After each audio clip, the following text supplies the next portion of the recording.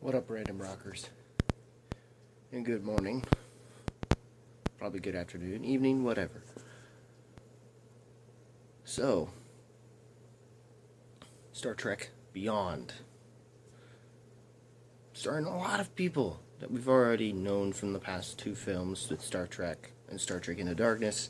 This one kind of comes around during the 50th anniversary for Star Trek since it came out, I believe, in 1970 something. I'm not fully aware.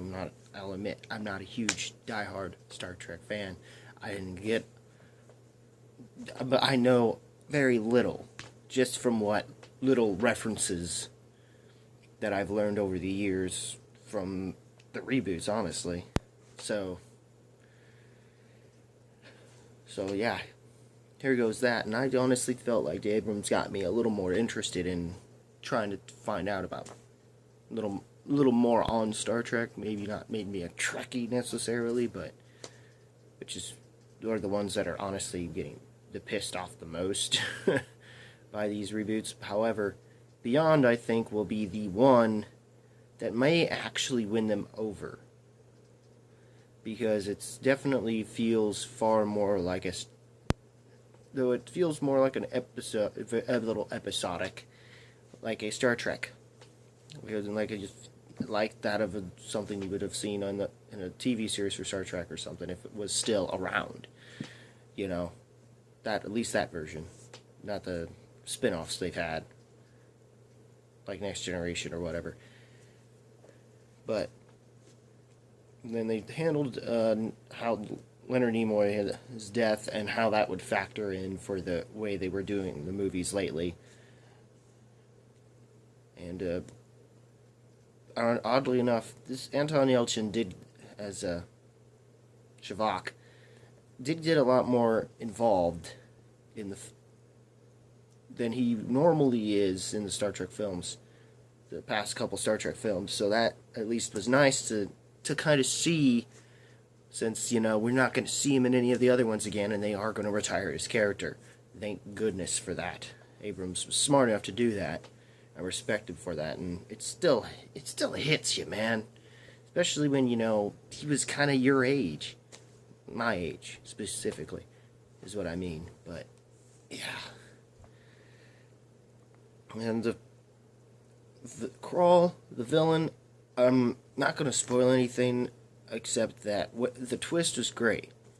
It's perfectly done. Even my one buddy went to see this with, even he said, I didn't see it coming. So, and that says something, because we're both so immersed in film lately, it's just,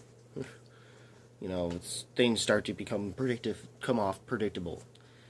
And in the way this film has its beats where it does, but even to the extent that the original series probably had.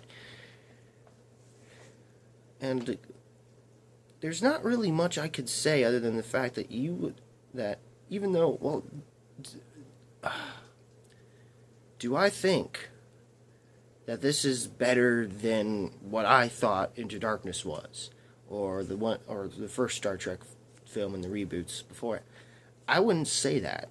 For people who've enjoyed it, those films, I'm not sure you'd like this as much but I feel like this is meant to bridge the gap. This is meant to allow the people who have been fans, who've already become attached to how the characters have been portrayed within the past couple films, as well as those who've just been dying and waiting for them to actually do something right with the Star Trek. And Abrams and some people say, oh, he's ruined Star Trek.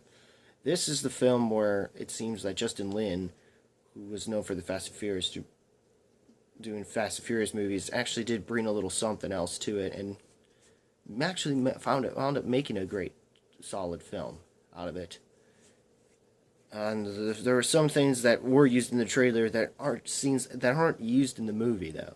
And they do end things off in a similar way that they did with Into Darkness, so to speak. So, and yeah, that's about it. You don't see much with Spock and Kirk. But that's kind of because we've already fully established that within the past couple movies, so it just seems pointless for them to do that. Let's focus on them interacting with some of the other characters and give those guys some more screen time. Like Karl Urban, the thing with Bones, Spock and Bones was brilliant. Karl Urban is great, right in that one, and yeah.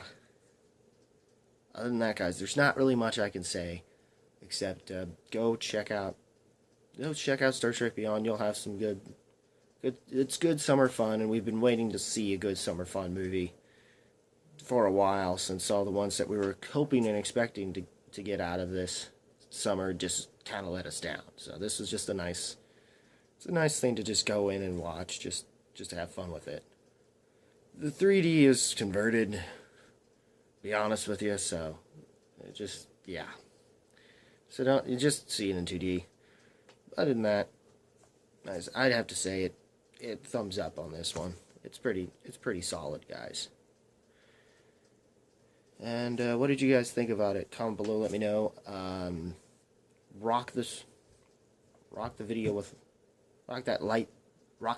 like button with thrust if you must. And as always, guys, keep it random, keep it real, keep it rocking. I'll see you in the next video, which, if you've caught up with my Facebook page, shameless plug,